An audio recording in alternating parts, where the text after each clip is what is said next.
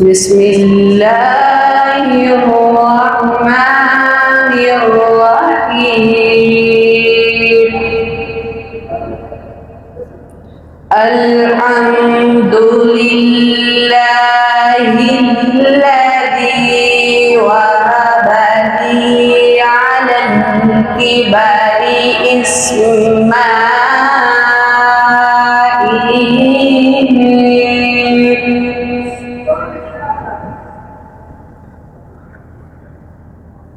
على الكبر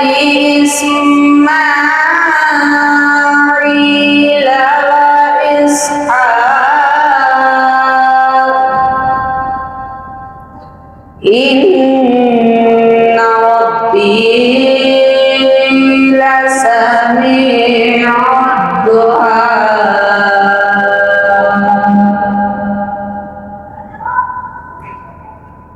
بسم الله الرحمن الرحيم الحمد لله الذي وهب لي على الكبر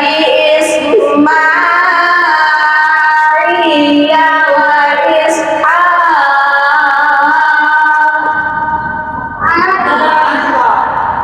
إن ربي لسميع الدعاء رب اجعلني مقيم الصلاة ومن ذريتي ربنا وتقبل دعاء ربنا اغفر لي ولوالدي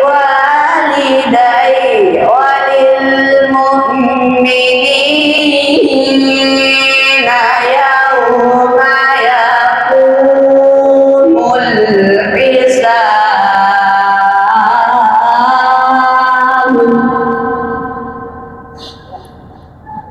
ولا